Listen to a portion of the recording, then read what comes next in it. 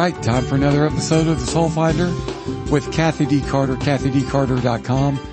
It's so funny, Kathy, because whenever I make lists of things to do, like I've invited you to an event that I'm having next week. Right. And in my, my notes on the to-do, I wanted to make sure I invited you to this event. So I have you down as Kathy D. Carter. Of course. You're the only Kathy I know. I don't even need the Carter part, but I put Kathy D. Carter. So kathydcarter.com is where you want to go to find out more about Kathy. And today, let's talk about. I posted a post yesterday on social media that I think has a lot of meaning to it. And I had read it to Frito and he agrees. So it is, make your choice today. The only time to be happy is now. And then I had on there also, give yourself the happiest Valentine's Day ever. I have so many clients that play the victim role on days like Valentine's Day. Oh, I don't have a partner. Oh, that's so sad and lonely.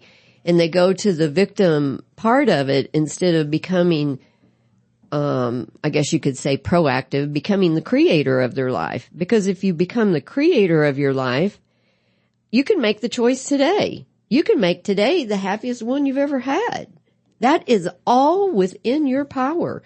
And to give yourself the happiest Valentine's Day ever, and especially for someone that's always felt bad on Valentine's Day, that is a huge healing technique and a turning point in your life to see that it is within your power to change your day and to change the emotions of your day, to change how you feel each and every day and not be a victim of, I don't have a partner. I don't have anyone to go eat dinner with. I don't have anyone in my life. And I get it. It's like you, in a previous episode, we talked about the person in the ditch. Do they even know they can climb out? Do they even know how to climb out, even if they see the top and want to be there? Do they have the tools for that? And yes, some of the tools are not readily available on this planet to help make those changes that we need to make to get control of, I can change my day. Because everyone's at a different level and everyone has different types of obstacles in their way. But if you find a counselor or a coach or someone, they can help you get through those, and then you can be the creator and you can make this the happiest day ever. Where does this fit in with your beliefs? And I love the way you do this, so I'm going to do it for you. Okay. Because whenever I ask you a question like this, your answer is, well, right now, this minute, I believe this. Right.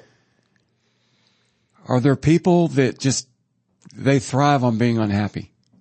Oh, excellent question. They do. And the reason is because experiencing being a victim and having the repeating pattern of low frequency emotions, there is a chemical payoff in the body. Even if the emotion is grief or sadness or it's illness, there is a chemical payoff in the body of having that emotion. And I'm not saying it feels good. I'm not saying it's a great payoff, but what happens is the person becomes addicted to that chemical reaction and they become addicted and they want it over and over and over. And that's when you get the person that you seem to think, well, they're hopeless. I can't encourage them to get out of where they're at.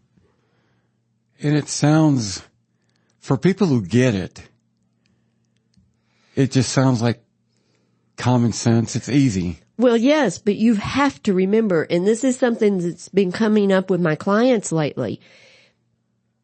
You have to remember whether you're talking to a pre-kindergarten or someone that's not even in school yet. You have to look at where and try to determine where they are on their path. And you've got to have compassion for that because let's say you're already in the high school level and you're dealing with someone that's not even in pre-kindergarten yet. Their age is your age, but that doesn't mean their soul, their evolvement of their healing is at that level. And that's what we forget. And people can be very harsh and judgmental and have expectations of a poor little 2-week-old that can't begin to comprehend what a high schooler comprehends. Okay, let me try this one on you. And this may fall flat, and if it does, let it fall flat. Just tell me, hey, I love these. What you just described, I think when I look at very successful people, very rich people, and I'm putting successful and rich in quotes. Okay. They can still have the frequency levels, maturity levels of a kindergartner. Oh, absolutely. Or a pre-K person. Absolutely. And specifically, the best example I can think of as a group of people right now is Congress. Okay? These guys, the way I look at it, these guys have risen to the top of the political world. But if you watch what they do, they still act like third graders. And it just, on one level, just amazes me that someone can be that, quote, successful, but be a third grader. So I would challenge your definitions of successful, because I feel a pre-kindergartner can be more successful than the third grader you're talking about. Yeah, that's why I'll put it, the successful in quotes. Yes. Because success has nothing to do with materialistic or position or title or paper that you carry. Successful in the metaphysical world would mean more of where is their soul's development? Are they working on healing and evolving their soul? Or are they stuck pre-kindergarten level and staying there? One of the things that I'll do, and it's deeper than it sounds, but when I hear people tell me about drama, especially people my age, a lot of times my question coming back to them when they tell me about, oh, well, so-and-so didn't like my pictures on Facebook, so I'm mad at her. And when I say like, and put the thumbs up. And my answer, and it's not original, other people do it all the time too. What grade are you in? You're a 45-year-old man or woman, and you're getting upset because someone didn't tag your picture on Facebook. Very seriously, stop and think, what grade am I in? When should I have outgrown this? And people don't necessarily outgrow things with age. Age doesn't really... Age does not as you outgrow keep pointing you. Out. It's healing. It's healing that helps you outgrow things. And usually, just like when you mentioned the person's acting like a third grader, remember that this magnificent transport system that we get, the human body, to be on Earth, it is so super intelligent. And one of the ways that it talks to us is to give us symptoms so that we know what to do to keep it in optimum operation. And when we have someone that is older than a 3-year-old, let's say they're 45 and they're acting like a 6-year-old, that is a signal from the human transport system, the makeup of this body and spirit that connected. That is a symptom. That is a symptom that, oh my God, it should be like a red flag come up and it says, this person needs serious help. There's a stored emotional event in their energy field that needs help. The body's crying out for it. The person is acting like a 6-year-old and they're a 45-year-old. Yeah. That is an unknown concept on our planet, and that's why it's not being addressed.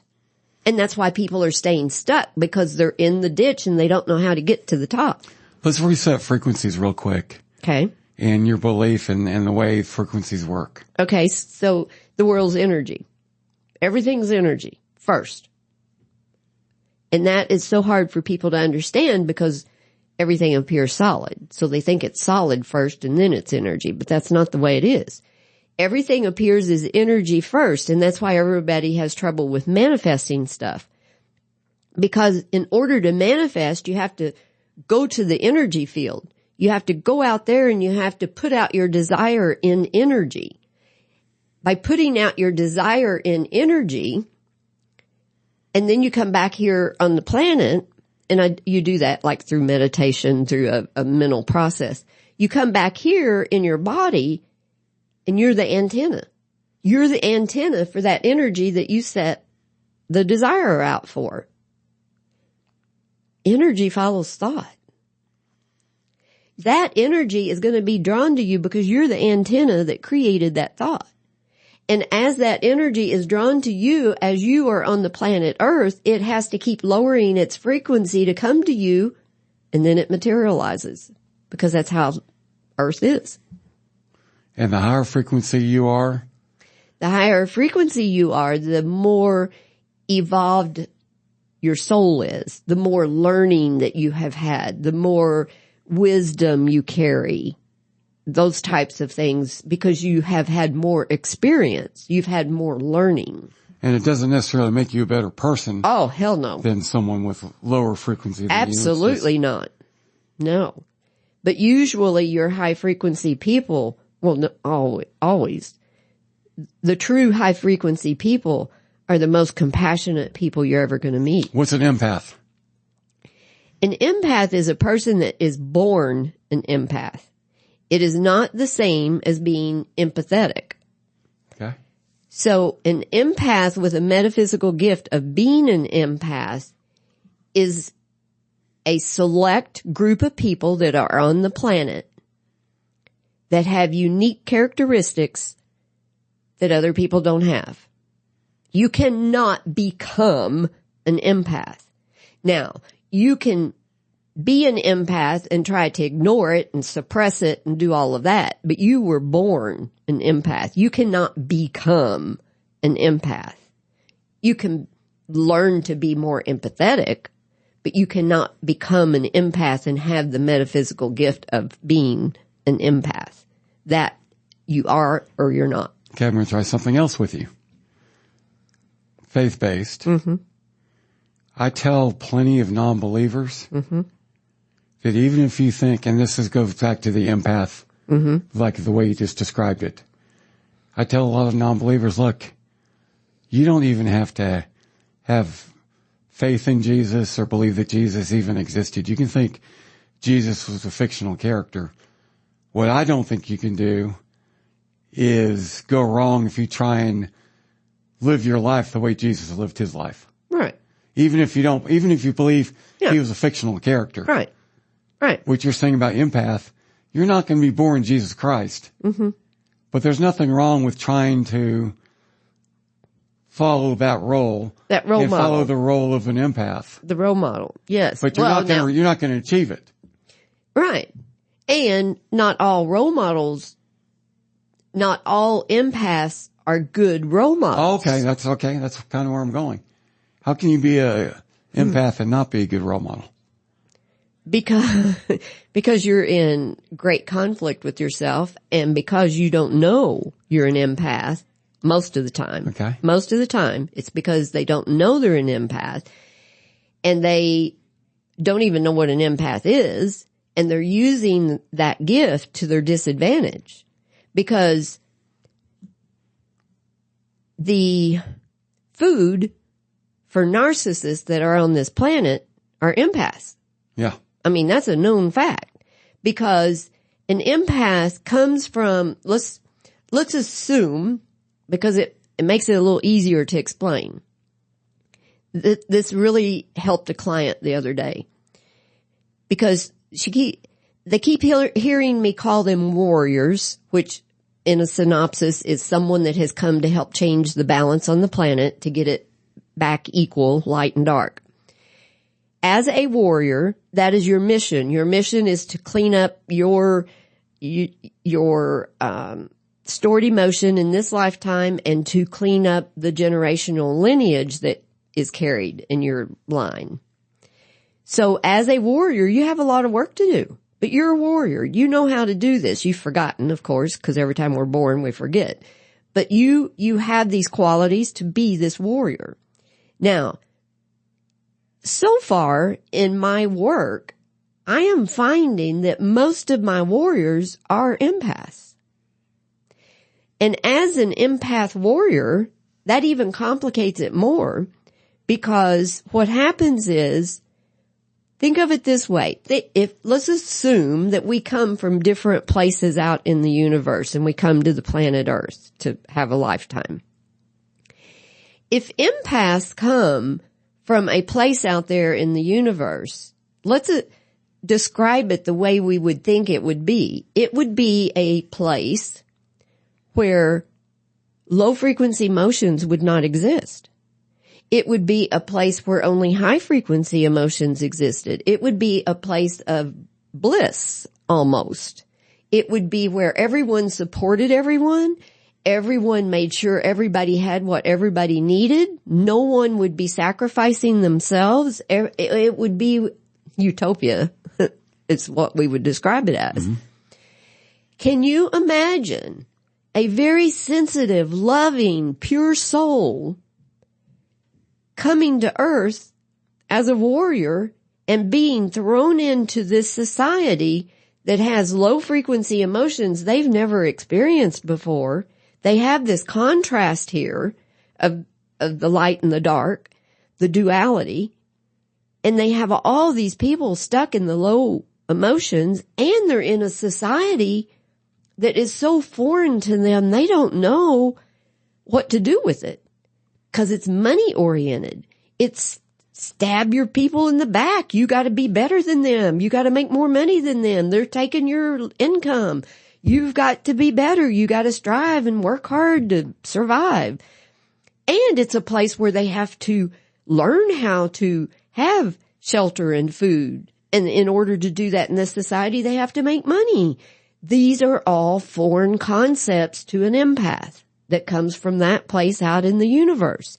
When you bring a person with those characteristics and you put them in this type of society, oh my God.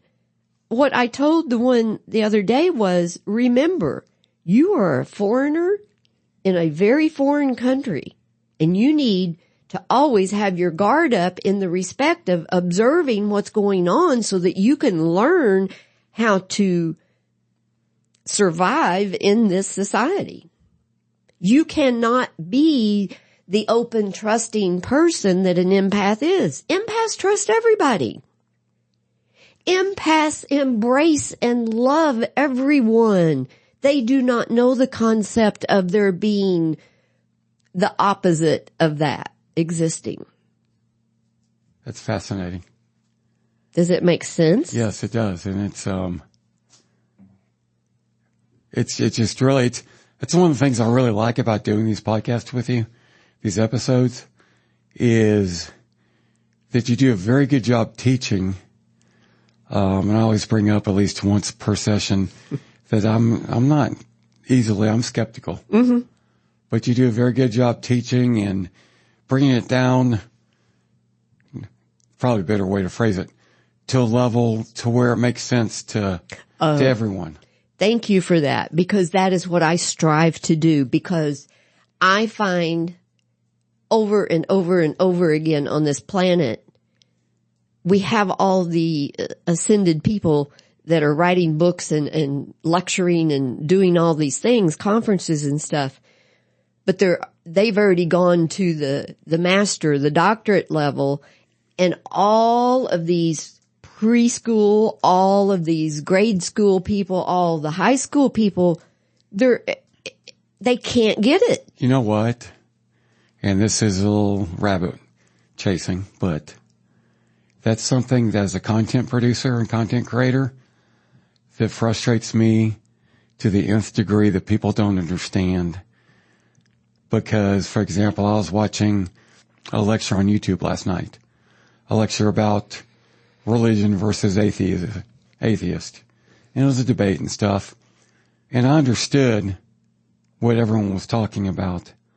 But they spoke at such a high level with fancy words that I'm watching it thinking, why do you make it hard to understand? Why do you make it, and I'm not saying I'm that advanced, but I know the topics more than a lot of people because I study the topics. Right. And you're speaking at a level that's just barely enough that I can understand. Well, you don't have to make it that complicated. And it happens all the time now also with writers. Like if I'm reading a news story online, just get to the point. You don't need to be flowery. You don't need to set the scene. You don't need to prove that you're a great writer that's very creative. If you're reporting a story, report the damn story. Don't spend time trying to prove how smart you are. Well, isn't that AI now? Well, yeah. Have you stuck? Ooh. Aren't they writing everything? Oh my gosh. Have you done any of that? No, not yet. Okay. Your next session that you come in and record, I want to do some AI stuff because it's scary. I've messed with it. Have you? And it is. I know people that have, and I've stayed away from it because I don't want to put my name on an article something else wrote for me. It's pretty amazing. And does it attract the ego? No. Well, for those people that I don't know. Our next episode is going to be on narcissism, by the way. It was good for my ego because I told, I can admit this to you and to any of your listeners. I've got an ego. And, we all do, honey. We all do. I told, Chat GPT or whatever the website is. I said, generate an 8-paragraph essay about Mark Friedman. And it had 8 solid paragraphs. It was a very good essay. And it was very complimentary of me. And it took about... And it was real. Oh, yeah. It took about 45 seconds. It had things about me. 45 seconds? It had things about me in that essay that I'd forgotten about. It had things in my biography in that essay that, oh, yeah, I did do that I'd completely forgotten about. Oh, I don't know what to say to that. It's awesome, but it's scary. I don't know what to say to that because, wow. And it was great for my ego. Wow. I'll see if I I'd like to read it. Okay. Wow. Next episode. Are you good to tackle narcissism? You brought it up.